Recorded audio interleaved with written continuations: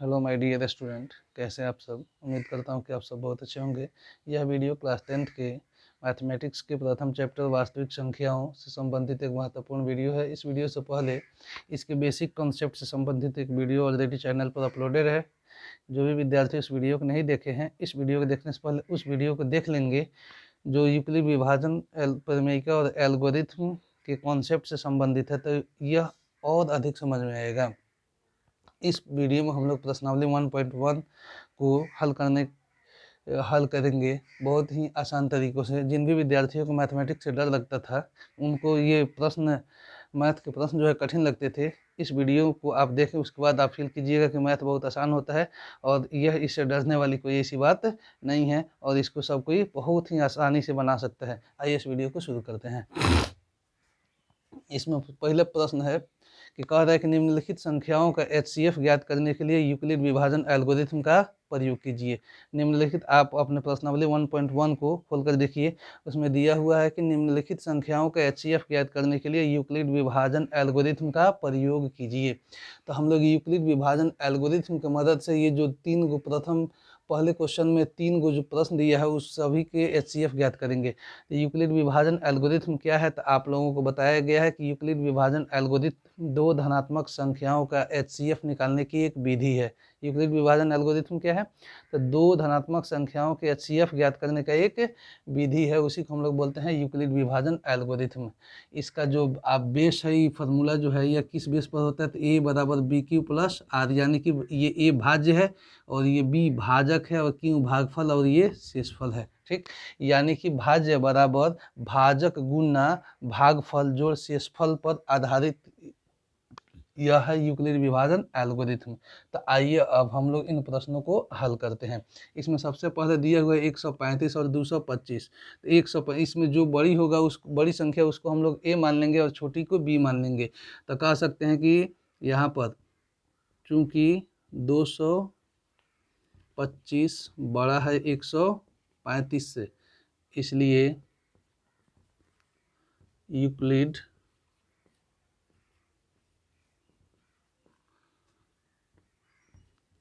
विभाजन एल्गोरिथम से, यूक्लिड विभाजन एल्गोरिथम से। तो यूक्लिड विभाजन एल्गोरिथम में क्या होता है कि A बराबर BQ प्लस R, यानी कि A के जगह पर हमारा हो गया 225 और हमारा B यानी कि ये भाज्य हो गया और 135 क्या हो गया, भाजक हो गया। तो आप 135 यहाँ पर आप कैलकुलेशन कर सकते हैं कि 225 को 135 से हम भाग लगाएंगे तो एक बार पढ़ेंगे, दो बार पढ़ेंगे तो 270 हो जाएगा, जो कि बड़ा हो जाएगा तो घटेगा नहीं। तो एक बार पढ़ेंगे तो 100 क्या आ गया 35, यानी कि हम 135 का पढ़ा कब पढ़े, कितना बार, एक बार। शेषफल क्या आएगा, तो 5 5 5 गया 0, ये 12 में से 3 गया 9, तो हमारा शेषफल क्या आ गया 9। ठीक है, अब जब तक शेषफल 0 नहीं आएगा तब तक हमारी प्रक्रिया जारी रहेगी। अब 135 यहाँ पर आ गया, भाज्य हो गया, और ये हमारा 90 क्या हो गया, भाजक। और 90 का पहाड़ा 135 को डिवाइड करने के लिए, 90 का पहाड़ा 135 को काटने के लिए फिर से एक बार पढ़ा जाएगा। ये आएगा शेषफल हमारा 45। 5 में से 0 गया 5, 13 में से 4 गया 9 गया 4, एक बार पढ़े तो क्या आ गया 45। अब ये 90, जैसे ये, अब हम 90 को डिवाइड करेंगे 45 से, पूरा पूरा कट जाएगा। तो यहाँ हम लिख दिए अब क्या 90, और 45 का पढ़ा कब बार पढ़े, 2 बार। 45 गुना 2, 45 दूनी 90, तो 90 में से 90 घट जाएगा तो क्या आ जाएगा 0। तो चूंकि अब लिखेंगे, चूंकि शेषफल बराबर क्या है 0 है, तथा अंतिम भाजक क्या है हमारा 45। इसलिए HCF ऑफ 225 और 135, यानी कि 225 और 135 का HCF क्या हो गया 45, यह हो गया हमारा आंसर। तो इस तरह से हम प्रश्नों को हल कर सकते हैं।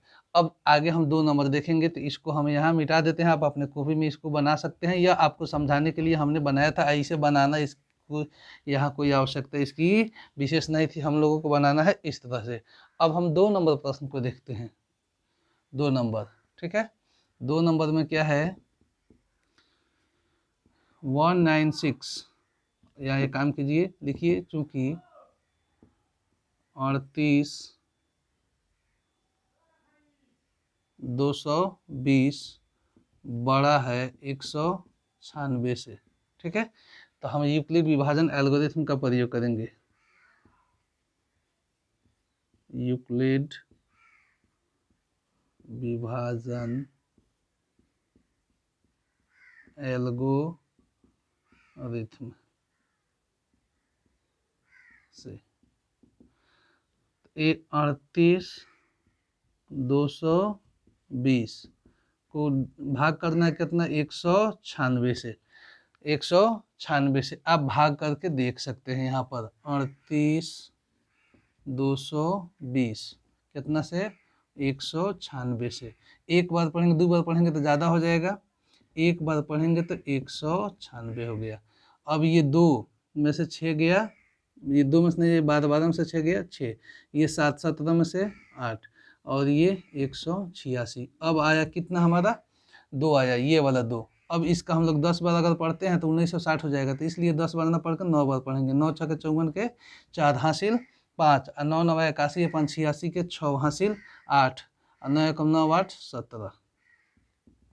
अब इसको जब हम कटाते हैं तो ये 12 में से ये 8 हो गया, ये 6 में से 6 गया, और सॉरी इधर आएगा तो ये 5, इधर को दिया है तो ये 5 हो गया, इधर से आएगा एक तो ये 15, 15 में से ये 9, ये 7 कट जाएगा, ये भी कट जाएगा। अब एक 0 आया, 980 हो गया। अब 980 को इसको घटाने, इससे 196 से इसको कटाएंगे तो 5 बार पढ़ेंगे। 5 छः 30 के 0 हासिल 3, 5 9 45, और 3 48 के 8 हासिल 4, और 5 एकम 5 4 9, यानी कि ये पूरा पूरा कट गया कितना बार में, 195 बार में। तो हम 196 का पहाड़ा जो है 195 बार। अब सवाल है कि जब हम एक ही बार पढ़े तो 196 गुने 1 क्यों नहीं लिख दिए, जब 2 बार पढ़े तो दूसरा लाइन में हम 100, ये हमारा ये 196 गुने 9 क्यों नहीं लिखिए, तीसरा लाइन में जाके 100 या 196 गुने 5, ऐसे नहीं होगा। क्यों, क्योंकि हमारा जब यहाँ से इसमें हम गुना करते हैं तो ये सारी संख्याओं में से, ये संपूर्ण संख्याओं में से घटाने पर जो बचता है तब लिखते हैं। तो सभी संख्याओं में से घटने का, यानी कि सभी संख्याओं में 38,220 में से घटने का प्रक्रिया यहाँ पर समाप्त हो रहा है। इसलिए इतना जो है सिर्फ एक ही स्टेप है, ठीक है। हम लोगों को ये छोटे छोटे भागों में, चूंकि 196 का पहाड़ा ऐसे याद नहीं है, इसलिए हमने यहाँ भागा के बेसिक रूल को फॉलो करके हमने इसको हल किया है। तो 196 का पहाड़ा 195 बार पढ़े हैं तो हमारा शेषफल का आया है 0 आया है। तो जब शेषफल 0 तो हमारी प्रक्रिया का अंत हो गया, और ये जो अंतिम भाजक है वही HCF हो जाता है। तो लिख सकते हैं कि चूंकि शेषफल बराबर क्या है, 0 है, तथा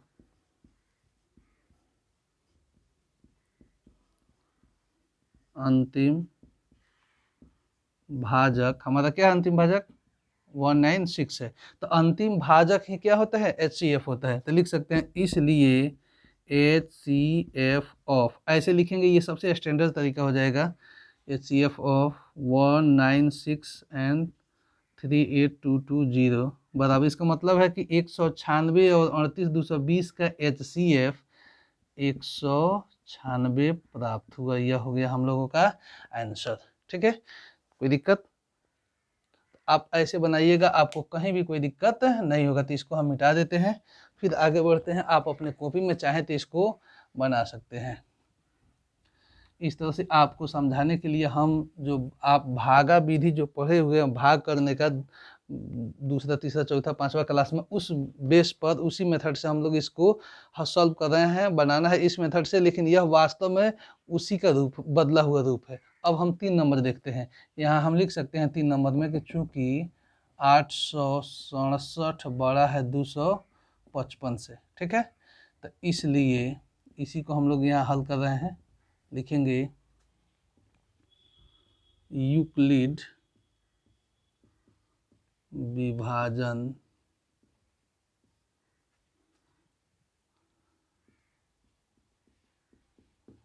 एल्गोरिथम से, यूक्लिड विभाजन एल्गोरिथम से। यहाँ अब हमारा यूक्लिड विभाजन जो कि जो बड़ा है, ये 867 है, जो बड़ा है वो ए के स्थान पर आ जाएगा, तो 867 यहाँ आ गया, और छोटा 255। 255 का पहाड़ा जो देखिए, हम डायरेक्ट अब यहाँ बनाने का प्रयास करते हैं, आप वैसे भाग विधि से आप अलग बना लीजिएगा। 167 इस तरह से भी आप बना सकते हैं कि 867 यहाँ लिख दीजिएगा, और 255 से इसको क्या करेंगे, भाग करेंगे। 255 का पहाड़ा हम 3 बार पढ़ेंगे, 4 बार पढ़ेंगे तो ये 1000 से ज़्यादा हो जाएगा, 2 बार पढ़ेंगे तो ये कितना हो जाएगा, 510 होगा। तो हम 3 बार पढ़ सकते हैं, 3 बार पढ़ेंगे तो ये कितना आएगा, तो आप 3 बार जब पढ़िएगा तो 3 5 15 के 5, 3 5 15 1 16, 3 दूनी 6 1 7, कितना आ गया 765। 3 5 15 के 5, 3 5 15 1 16 के 6, 3 दूनी 6 1 7। तो ये घटाइए, कई बार पढ़ दिए, 3 बार घटाएंगे तो ये 2 हो गया, और ये 6 में से 6 गया 0 हो गया, ये 8 में से 7 जाएगा तो 102, यानी कि हमारा शेषफल क्या आ गया 102। तो आर के जगह पर 102। तो जब तक ये आर 0 नहीं हो जाता है तब तक हमारी प्रोसेस जो है यह कंटिन्यू रहेगी। अब हमारा ये 255 जो है यह यहाँ पर आ जाएगा, 255 कितना से भाग लगाएंगे, 102 से।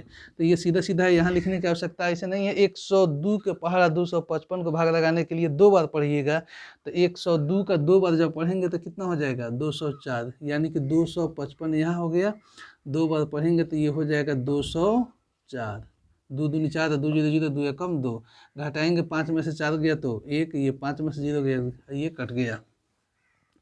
तो ये हम 2 बार जब पढ़े तो कितना आया हमारा शेषफल, 51 आया। ठीक है, अब यहाँ हमारा ये प्रोसेस, अभी चूंकि ये शेषफल 0 नहीं हुआ, प्रोसेस कंटिन्यू रहेगी।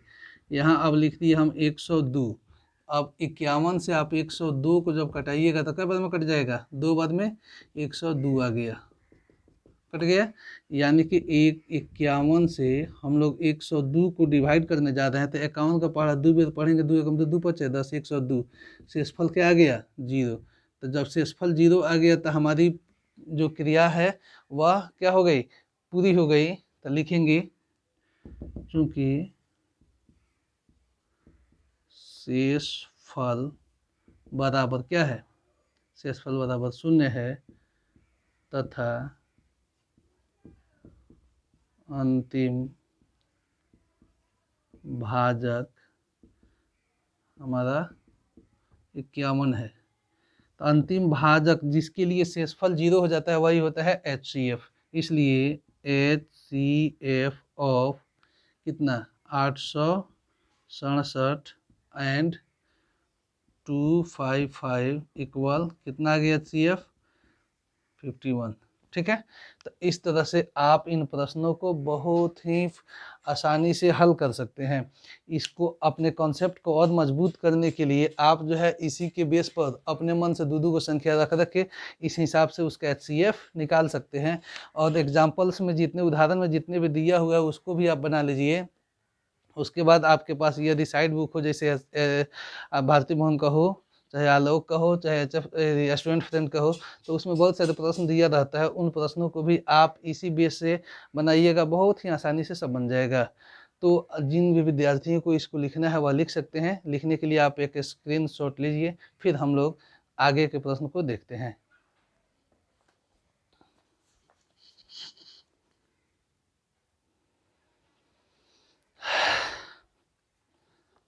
आप बुक में देखिए 2 नंबर प्रश्न कर रहे हैं कि दर्शाइए कि कोई भी धनात्मक पूर्णांक, धनात्मक विषम पूर्णांक 6q+1 या 6q+3 या 6q+5 के रूप का होता है, जहाँ q कोई क्या है, पूर्णांक है। यानी कि कह रहा है कि आप q की जगह पर कोई संख्या रखिएगा, पूर्ण वो धनात्मक संख्या, तो वह जो है वह विषम उस वहाँ जो है वह रखिएगा, तो 6 से उसमें गुना करके 1 जोड़ेंगे, एक बार 3 जोड़ेंगे, एक बार 5 जोड़ेंगे, तो हमेशा वह विषम पूर्णांक आएगा। तो इसी को साबित करना है। फिर से एक बार सुन लीजिए, दर्शाइए कि कोई भी धनात्मक विषम पूर्णांक 6q+1 या 6q+3 या 6q+5 के रूप का होता है, जहाँ q कोई पूर्णांक है। हम लोग को दर्शाना है कि कोई भी धनात्मक विषम पूर्णांक जो है वह 6q+1 या 6q+3 या 6q+5 के रूप का होता है, जहाँ q कोई पूर्णांक है। तो आइए अब हम लोग इस प्रश्न को 2 नंबर प्रश्न को बहुत ही इजी वे में सॉल्व करते हैं। बनाने के बाद आपको कोई भी समस्या इससे रिलेटेड नहीं होगा और कभी भी आप बनाइएगा तो आसानी से बना पाइएगा, आप फंसिएगा नहीं, आपको कठिन नहीं लगेगा। तो आप ध्यानपूर्वक वीडियो को केयरफुल होकर देखिए।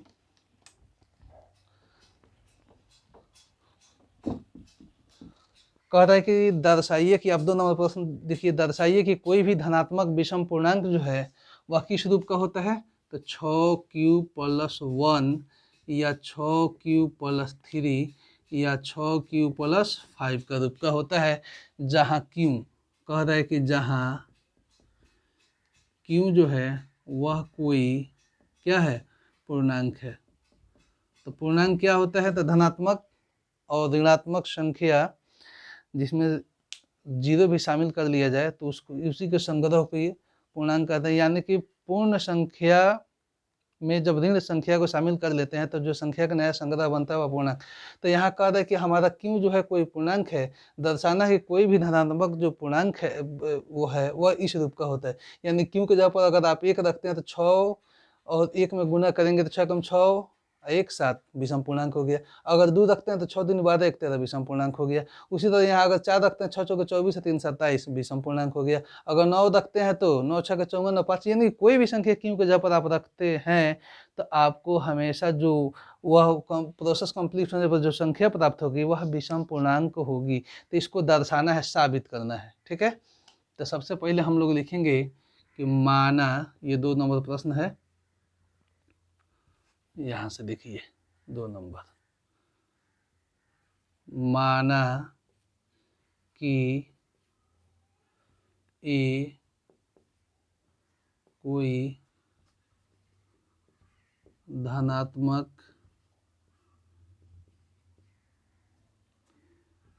विषम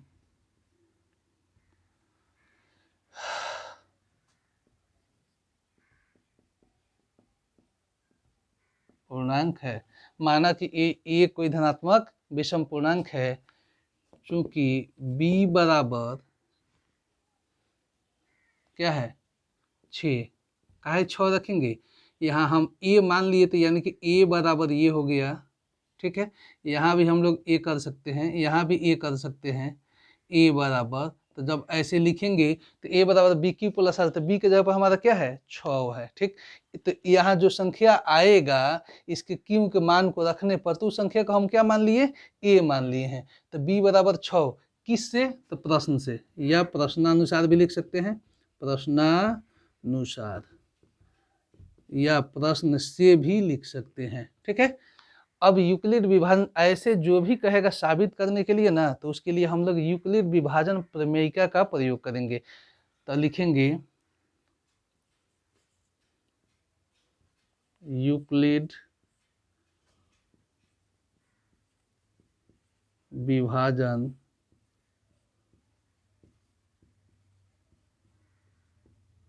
प्रमेयिका से, यूक्लिड विभाजन प्रमेयिका से। तो यूक्लिड विभाजन प्रमेयिका क्या होता है, तो a बराबर BQ+R, जहाँ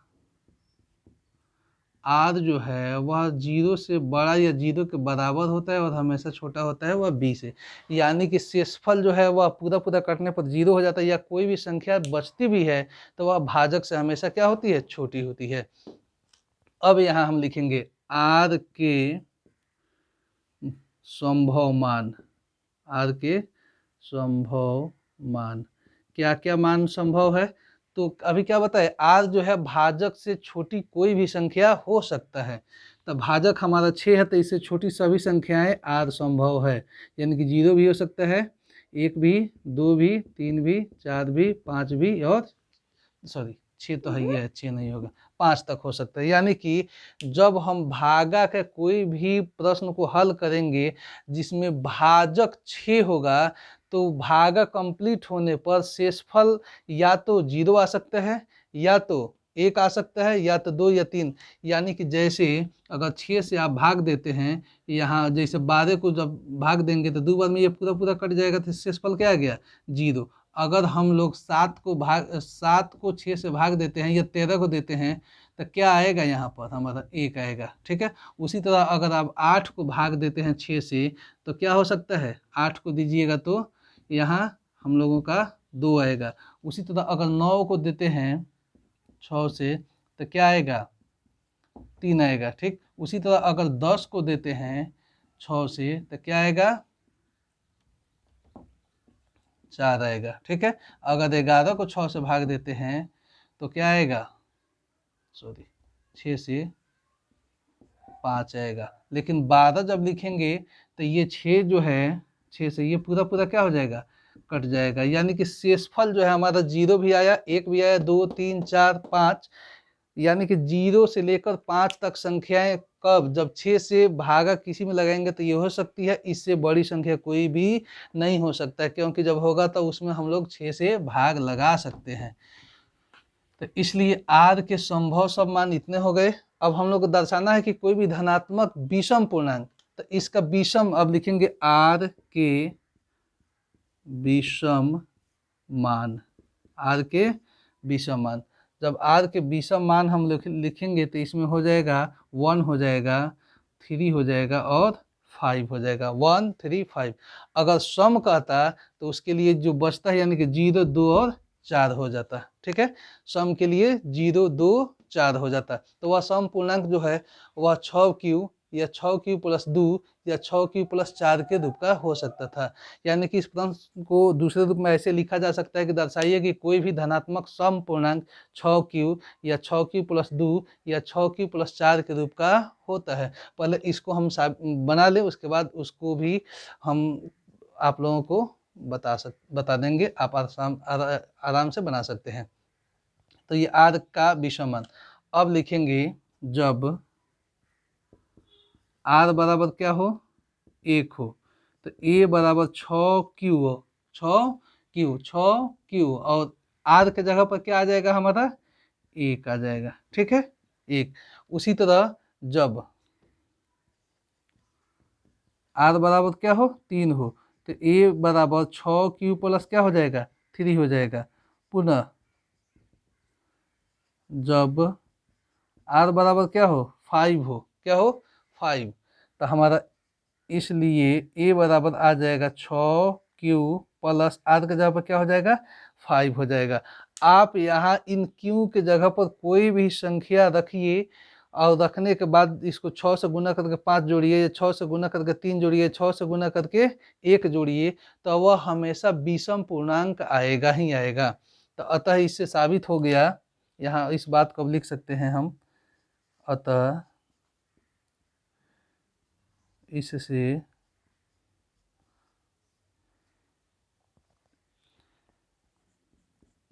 साबित होता है कि कोई भी धनात्मक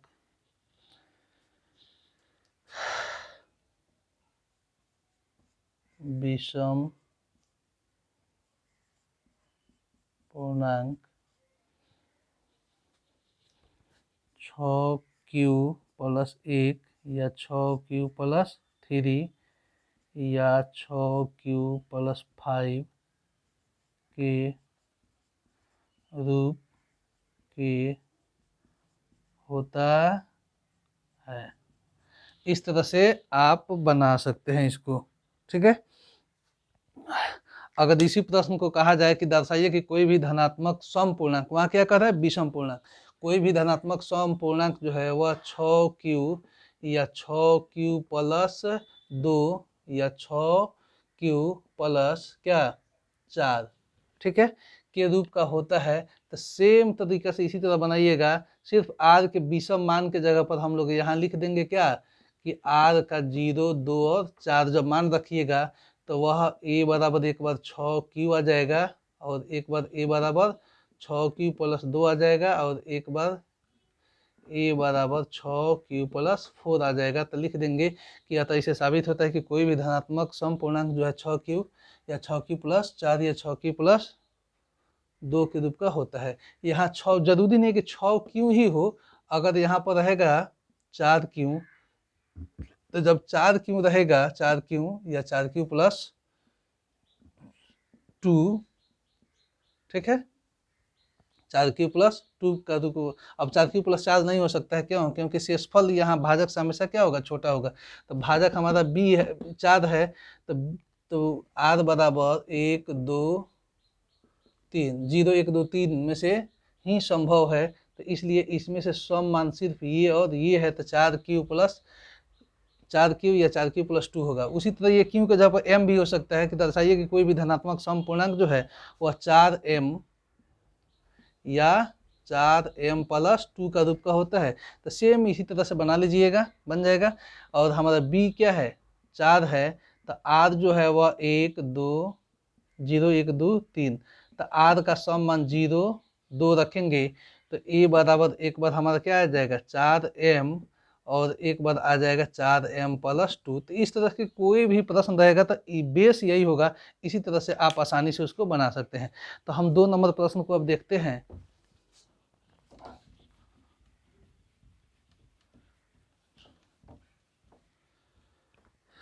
2 नंबर हमारा प्रश्न है, सॉरी 2 नहीं 3 नंबर, कि किसी परेड में 616 सदस्यों वाली एक सेना आर्मी की टुकड़ी को 32 सदस्यों वाली एक आर्मी बैंड के पीछे मार्च करना है। 32 सदस्यों वाली, ठीक है, परेड में 616 सदस्यों वाली एक सेना को, तो सेना यहाँ 3 नंबर हो गया, तो सैनिक की संख्या बराबर कितना है? 616, ठीक है। 32 सदस्यों वाले एक आर्मी बैंड के पीछे मार्च करना है। एक आर्मी बैंड में कितने सदस्य रहेंगे? 32 को। दोनों समूहों को समान संख्या वाले स्तंभों में मार्च करना है। उन स्तंभों की अधिकतम संख्या क्या होगी जिनमें वे मार्च कर सकते हैं? ठीक, तो क्या कह रहा है कि कुल सेना कितना है? 616, उसमें से 32 सदस्यों वाले एक आर्मी बैंड के पीछे, तो आर्मी बैंड, तो लिखिए बैंड, लिखिए बैंड में सदस्य कितने? 32। तो कह रहे कि उन स्तंभों की अधिकतम संख्या क्या होगा जिनमें वे मार्च कर सकते हैं। तो उन स्तंभों की अधिकतम संख्या जो है वह दोनों का HCF होगा। तो लिख लीजिए, चूंकि 616 बड़ा है 32 से, ठीक है। तो अब हम लोग ये 616 को, इसलिए 616 को कितना से हम लोग इसका HCF निकालेंगे, तो 32 का पढ़ा कई बार पढ़िएगा? 32 का पढ़ा अगर 10 बार पढ़ते हैं 320 हो जाएगा, 20 बार पढ़ेंगे तो 640 हो जाएगा। तो 20 बार हम ना पढ़ के इसको 19 बार पढ़ेंगे। अगर 20 बार पढ़ते हैं तो 640 हो जाएगा, तो 19 बार पढ़ेंगे। कई बार? 19 बार। 19 बार पढ़ते हैं तो आप ऐसे इसको बना भी सकते हैं, क्या कि 616 को कितना से? 32 से 19 बार पढ़ रहे हैं आप। 19 दूनी 38 हासिल 3, और 19 तिहाई 57, 3 कितना होता है? 60, ठीक है। तो ये हो गया कितना? 8, 16 में 60 गया 8, ये इधर से लेगा एक तो 0 से 0, यानी कि ये सब कट गया। अब हमारा यानी कि 19 बार जब पढ़े तो शेषफल का आया है 8 आया है। अब 8 से 32 को, तो 8 चौका 32 कट गया। अब ये हमारा 32 यहाँ आ गया, और 8 से 8 चौका 32, शेषफल क्या आएगा? 0। तो जब शेषफल 0 आ गया तो ये प्रक्रिया पूर्ण हो गई। तो लिखेंगे चूंकि शेषफल क्या है? 0 है, इसलिए अब अंतिम भाजक ऐसे उतना डिटेल्स लिखना आवश्यक नहीं है, ऐसे भी लिख सकते हैं। इसलिए 600 HCF ऑफ 616 और 32 बराबर कितना? 8। तो लिखेंगे अतः उन स्तंभों की अधिकतम संख्या 8 है जिनमें वे मार्च कर सकते हैं। अतः उन स्तंभों की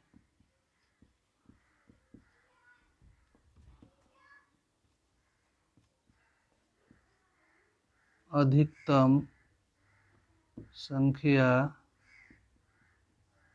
8 है या 8 होगी जिनमें वे मार्च कर सकते हैं। ठीक है, तो आप ऐसे पढ़िएगा, आपको कहीं भी कोई भी दिक्कत नहीं होगा। इन प्रश्नों को आप एक स्क्रीनशॉट ले लीजिए या इसको बना लीजिए। फिर हम लोग 4 नंबर प्रश्न को देखते हैं। तो किताब में देखिए 4 नंबर प्रश्न है कि यूक्लिड विभाजन प्रमेयिका का प्रयोग करके दर्शाइए कि किसी भी धनात्मक पूर्णांक का वर्ग जो है वह किसी पूर्णांक m के लिए 3m या 3m+1 के रूप का होता है। यूक्लिड विभाजन प्रमेयिका का प्रयोग करके दर्शाइए कि किसी भी धनात्मक पूर्णांक का वर्ग किसी पूर्णांक m के लिए 3m या 3m+1 के रूप का होता है। यानी कि हमको यूक्लिड विभाजन प्रमेयिका का प्रयोग करके दर्शा देना है कि कोई भी धनात्मक पूर्णांक का जो वर्ग होगा वह कोई भी धनात्मक पूर्णांक का जो वर्ग होगा वह किसी भी पूर्णांक m के लिए 3m या 3m+1 का रूप का होता है। तो इसको हम मिटा देते हैं।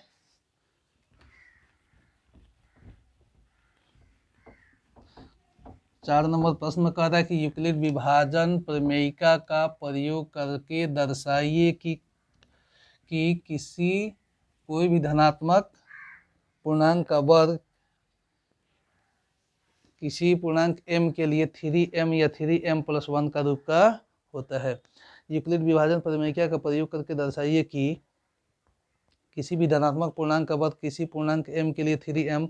तो सबसे पहले कहा था कि यूक्लिड विभाजन प्रमेयिका का प्रयोग करके दर्शाइए कि किसी धनात्मक पूर्णांक का जो वर्ग है वह किसी पूर्णांक m के लिए किस रूप में है, तो वह 3m या 3m+1 के रूप का होता है। ठीक है, तो सबसे पहले इसको हम लोग बनाने के लिए लिखेंगे कि माना कि ए कोई धनात्मक पूर्णांक कर रहा है कि पूर्णांक कर रहा है, धनात्मक पूर्णांक ए कोई धनात्मक पूर्णांक है। ठीक है, तो इसलिए b बराबर, चूंकि 21 रूप का है, a जब मान लिए तो a बराबर 3m हो गया, a बराबर 3m+1 हो गया। तो a कोई इधर का कैलकुलेशन होने पर जो भी संख्या आएगा वह संख्या क्या होगा, a होगा, और a का उसका कुछ मान आएगा। तो हमारा b के जगह पर क्या है 3 है, तो r हमेशा 3 से क्या होगा, छोटा होगा। ठीक है, तो हम यहाँ पर लिख सकते हैं कि यूक्लिड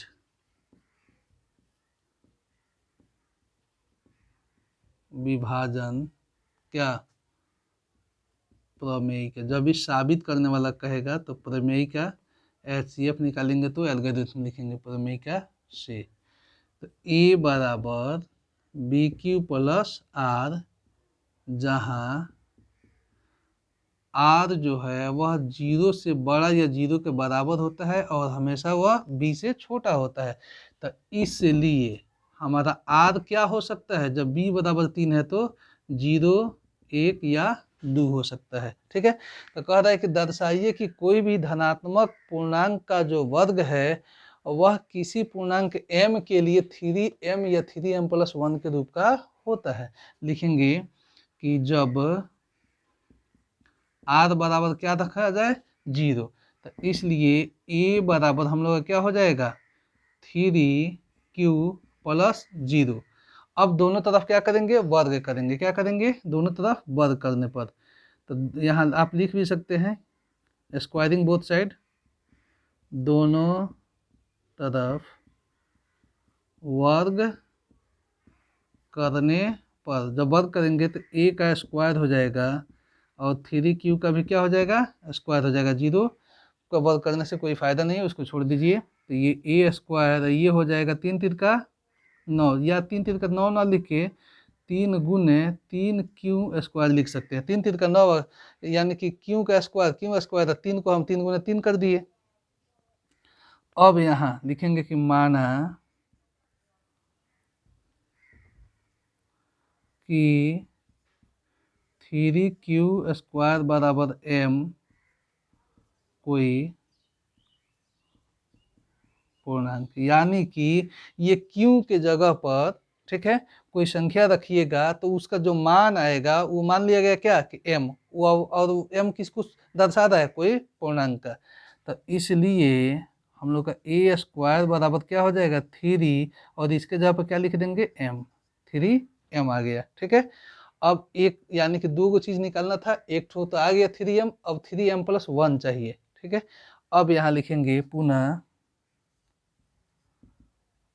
आर बराबर क्या रखे थे वहाँ 0, अब आर बराबर क्या रखेंगे 1। हमारा आर का मान क्या है 1 0 1 2 है, 0 1 2 0 1 2, तो अब आर बराबर क्या रख दिए 1। तो इसलिए ए बराबर क्या आ जाएगा, ए बराबर हम लोगों का 3q प्लस 1। अब इसको भी दोनों तरफ क्या करेंगे, वर्ग करेंगे, दोनों तरफ वर्ग वर्ग करेंगे तो ए स्क्वायर और 3q प्लस 1 का स्क्वायर। यहाँ आप लिख सकते हैं कि दोनों तरफ वर्ग करने पर, ठीक है, जब दोनों तरफ वर्ग किया जाएगा तो अब यहाँ पर हम इसको यहाँ पर हल कर देते हैं।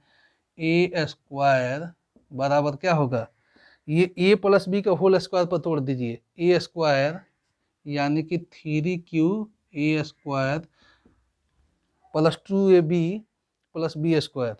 तो 2 ए के जगह पर क्या है 3q, बी के जगह पर 1 प्लस बी स्क्वायर। ठीक है, कोई दिक्कत, कोई दिक्कत नहीं।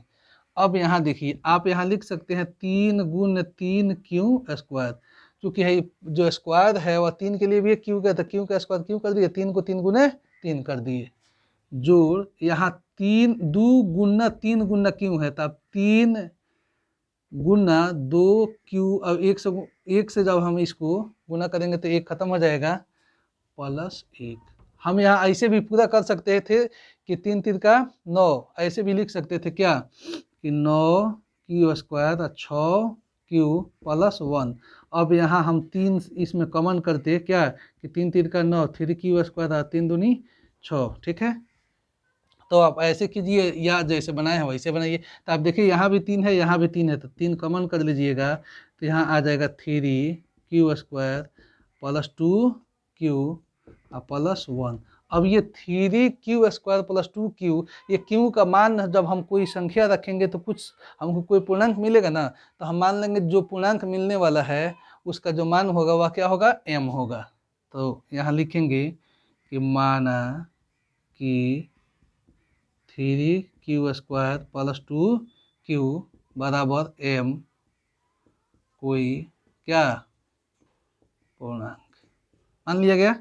इसलिए ए स्क्वायर बराबर हमारा हो गया 3, और इसके जगह पे क्या रख देंगे m, तो 3m अब प्लस क्या हो गया 1 हो गया। तो हमको क्या लाना था 3m या 3m प्लस 1। तो आप आराम से इस तरह से इसको बना सकते हैं। अतः इससे साबित हो गया कि कोई भी धनात्मक पूर्णांक का जो वर्ग है वह किसी पूर्णांक m के लिए 3m या 3m प्लस 1। अगर इस एक स्टेप और हम लोग आगे बढ़ते तो जब इसका आर का मान 2 रखते तो 2 दूनी क्या आता 4, तो 3m प्लस यहाँ 4 हो सकता था। ठीक है, तो खैर प्रश्न यहीं तक कह रहा है तो यहीं तक सीमित कर देंगे, लिखेंगे अतः इससे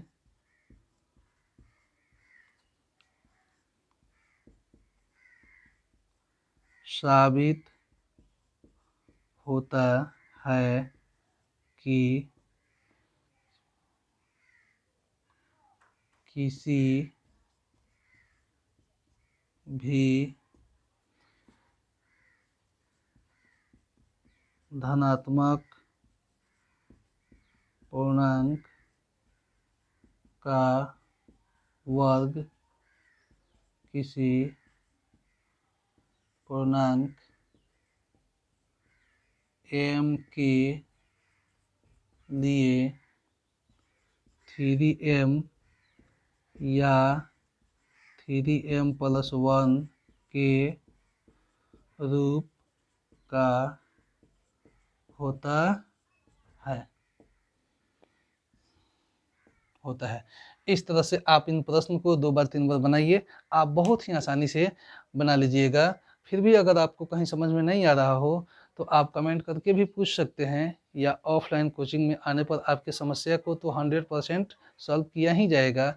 इसको आप बना लीजिए या एक स्क्रीनशॉट ले लीजिए। फिर हम लोग ये जो लास्ट क्वेश्चन बचा है उसको भी देखते हैं इसी वीडियो में। डियर स्टूडेंट, जिस मोबाइल से वीडियो रिकॉर्ड किया जा रहा है वो उसका बैटरी डिस्चार्ज है, इसलिए हम लास्ट क्वेश्चन को इस वीडियो में कवर नहीं कर पाएंगे। नेक्स्ट एक छोटा सा वीडियो बना के उस प्रश्न को भी हम इसी तरीके से बहुत ही आसानी ढंग से सॉल्व कर देंगे। तो थैंक यू फॉर वाचिंग। इसी तरह के इंटरेस्टिंग वीडियो के लिए आप चैनल पर बने रहें। वीडियो अच्छा लगे तो चैनल को सब्सक्राइब भी कर लें, अपने दोस्तों के पास शेयर भी करें। Thank you for watching. Thank you.